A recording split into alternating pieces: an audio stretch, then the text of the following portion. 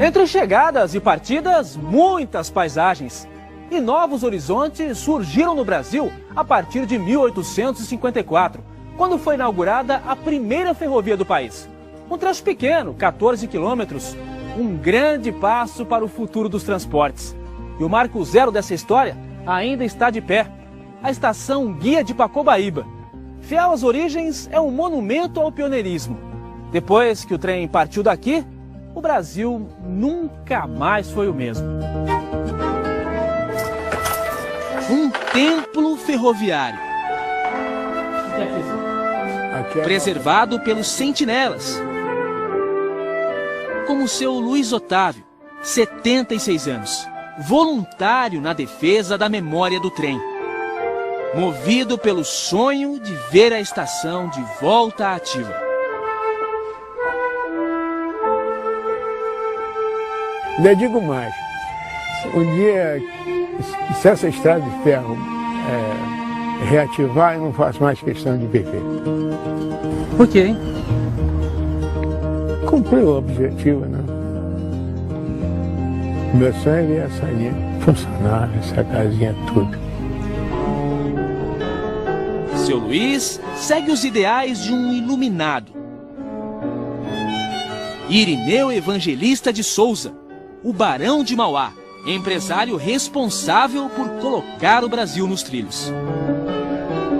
Quando o soberano era o imperador, ele foi chamado de rei. De simples mascate, se tornou o dono do Banco Mauá, homem mais rico abaixo da linha do Equador. O empresário fazia os planos nessa casa onde morou em Petrópolis.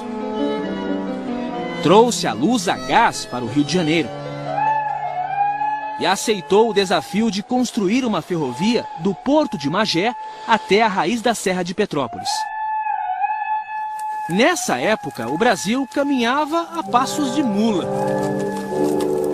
No final do século XIX, a locomotiva econômica do país era o café. Produção a todo vapor no Rio de Janeiro e Minas.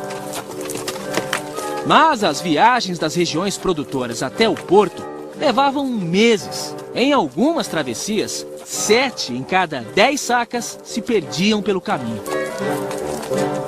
Na Serra do Mar, em São Paulo, as mulas despencavam com o carregamento. O Barão de Mauá buscou recursos na Inglaterra e, sem um centavo do Império, bancou o projeto. Diziam, né, que ele era doido, né? Ele dizia, já que ninguém investe, eu mesmo vou investir, né? E ele costumava dizer isso para o Mauá.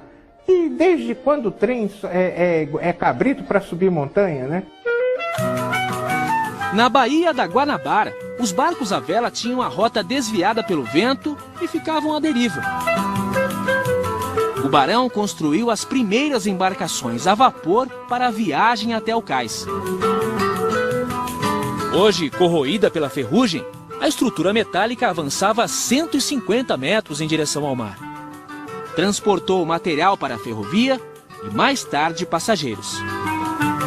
Perceba o gênio de Mauá, ele estava trabalhando com a bimodalidade, o transporte a barco e o transporte ferroviário. As obras iniciaram em 1852, com uma grande cerimônia, mistura de festa e desfile de modas. O Barão de Mauá convidou todos os nobres da época, além da família real, o imperador Dom Pedro II e a imperatriz Dona Teresa Cristina. O Barão de Mauá entregou ao imperador uma pá de prata e pediu a Dom Pedro que fizesse as primeiras escavações. A falta de intimidade do imperador com o trabalho fez a alegria dos operários da obra.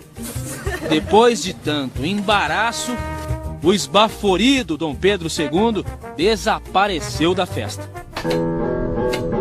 Sob o comando de engenheiros ingleses, mais de 200 homens construíram a estrada de ferro Mauá na base da picareta. Em 2 anos, a obra foi concluída, transformando a viagem do cais até a Serra de Petrópolis de 2 horas em 30 minutos. O passeio inaugural foi na locomotiva Baronesa, homenagem à esposa do barão, Dona Maria Joaquina.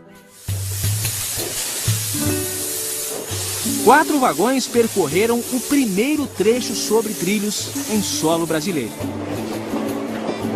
E os 26 quilômetros por hora assustaram quem estava acostumado à velocidade das mulas. A estrada de ferro que abriu os caminhos do Brasil é hoje rota para lugar nenhum. Apenas um trecho da estrada original roda nos trilhos de subúrbio. E aqui o Barão de Mauá chegou ao fim da linha.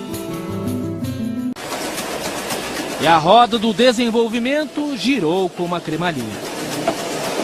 Hoje é o concreto, por onde a ferrovia ainda resiste. Mas o passado é a referência na trajetória do trem. Se no Rio de Janeiro foi preciso vencer os obstáculos naturais, em São Paulo o desafio foi ainda maior. A Serra do Mar impedia a ligação entre o Planalto e a Baixada Santista. Um desnível de 800 metros, superado com 13 túneis, 17 pontes e uma das maiores obras de engenharia ferroviária do mundo. A muralha de rocha foi redesenhada pelo caminho do trem. 10 quilômetros de construções numa área sujeita a chuvas e deslizamentos. Trabalho de 5.000 pessoas. Mão de obra qualificada dos imigrantes europeus. Os obstáculos extrapolaram o orçamento e custaram a falência do Barão de Mauá. Uma obra de arte da ferrovia esculpida pela arquitetura inglesa. A Estação da Luz é um monumento proporcional ao tamanho dessa história. Construída em 1867 e reconstruída no início do século passado, a Estação da Luz foi sede da Companhia São Paulo Railway. A linha da capital seria inaugurada em 1865. Uma grande festa para 300 convidados foi organizada para receber a comitiva da viagem inicial. Mas o trem atrasou, e muito. Tombou na altura do rio Tamanduateí. O maquinista morreu e muitos nobres ficaram feridos. A festa foi cancelada e o banquete ficou vários dias sobre a mesa.